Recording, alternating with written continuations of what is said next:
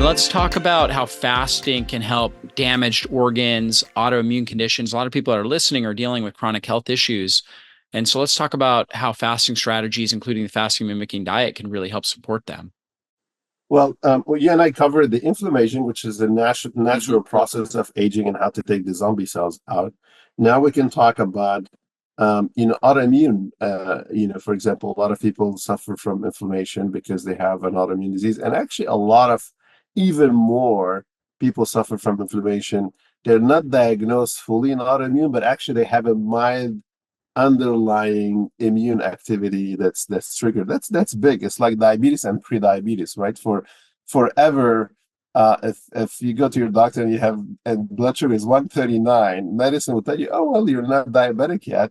But hey, eat well, and they send you back home, and you actually, there's no difference between the 139 and the 140 or the 141. Same with autoimmune disease. There's a lot of underlying now, and with all these environmental changes, with the leaky gut. We're eating a lot Mhm. of a lot of food that's actually inducing a leaky gut, and we're allowing molecules to get Yeah. into our body without triggering inflammation. This is very big. This is why we see, Hashimoto increasing. How come autoimmune diseases are on the rise?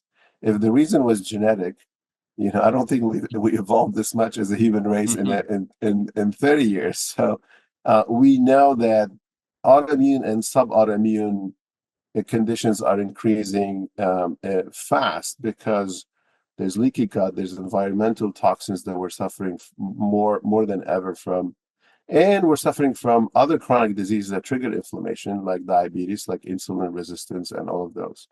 So this is where fasting and a fasting mimicking diet comes in, whereby it actually hits the root cause of these processes, right? Whether it's food, when you consume 5 days of plant-based nutrition, there's a big gut healing that happens.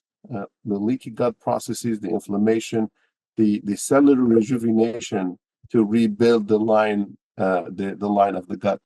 Actually, Stanford and University of Miami are both. They have just finished an ulcerative colitis a trial with the fasting mimicking diet, and Crohn's Mm. disease as well with the fasting mimicking Yeah. diet. We have multiple trials that we've shown what kind of microbiota change that is induced by fasting. And there's one major preclinical trial that we've done showing that there's stem cell rejuvenation in the gut Mm. to actually rebuild the gut line. So this is critical, starting from there.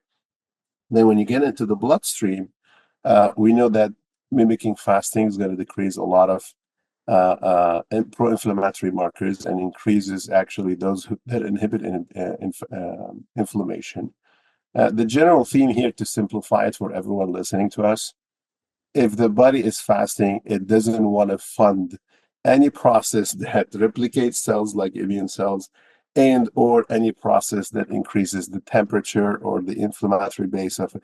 It's like when you don't have gas in your car, you don't want to go fast and you don't want to heat the engine. That's the same analogy in Mm. here. And so we see the body directly taking these measures when we tested the fasting mimicking diet on multiple sclerosis.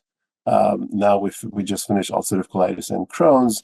You directly see the immune system actually, it barely decreases because the body is getting rid of the T cells that are attacking the organs.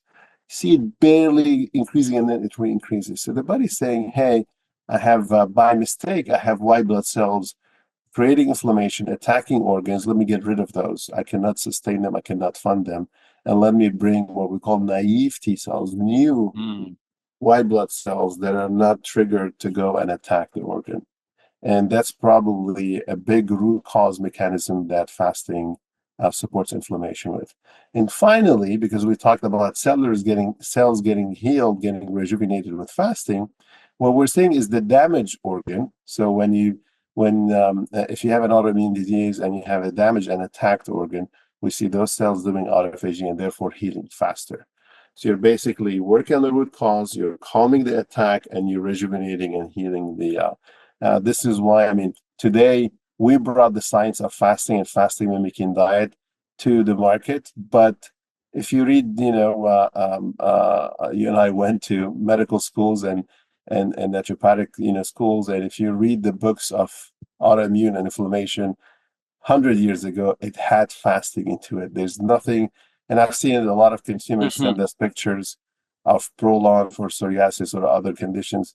The decrease is unbelievable. The day one, there's an inflammation. By day six, you see the reduction of the inflammation that's happening, and it's fast and visual because fasting taps at that the root cause of the inflammation. Yeah, really powerful stuff. And the more we realize about what's happening in the body as our body gets thriftier, the body knows how to heal itself. There's an incredible intelligence within us that knows what to do. We just have to provide the right environment.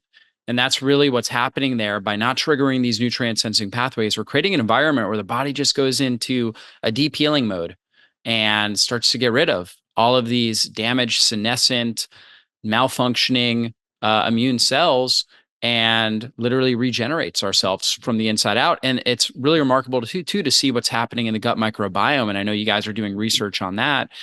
And, microbiome researchers have been saying forever, hey, a healthy gut microbiome is a very diverse gut microbiome. And so they were always say, well, to have diversity, you've got to eat a very diverse array of, plant-based fibers, right? And that is one way to improve diversity. But what's interesting is actually reducing food and going through a fasting phase or a fasting mimicking diet also has been shown to improve the diversity in the gut microbiome. 100%. We've studied the fasting mimicking diet. I mean, the beauty with the fasting mimicking diet is that you're giving, as you mentioned, you're giving plant-based diversity sources of. So we're turning a gut microbiome that was used to a lot of dealing with toxins, that was very, breached and inflated. And we're giving it a plant-based 77 ingredients. So the fasting mimicking diet has 77 plant-based ingredients. They come in, and it's a variety of sources, all plant-based. Again, whether it's just to make it more tangible for people, whether it's the minestrone soup that we have tailored to mimic fasting, whether it's the tomato soup, whether it is artichoke, whether it's the macadamia sources of within the fast bar. These are all plant-based, diverse sources that nourish the right diverse microbiome. This is the detailed description. It's the right diverse Mhm. plant-based microbiome that helps the gut healing. Yeah, yeah, absolutely. Yeah. And what's so great about the fasting mimicking diet is really that compliance level as well. Like you were saying, doing a water fast, you can get amazing results. A lot of people have gotten amazing results doing that. However, the compliance is so low to get the average individual to do something like that. It's almost impossible. Somebody has to be very motivated to do it. And the great thing about the fasting mimicking diet is you need a level of motivation, but you're getting nutrients into your body. And very few people notice side effects like hunger cravings because of kind of the macronutrient profiles in there, help stimulate satiety levels.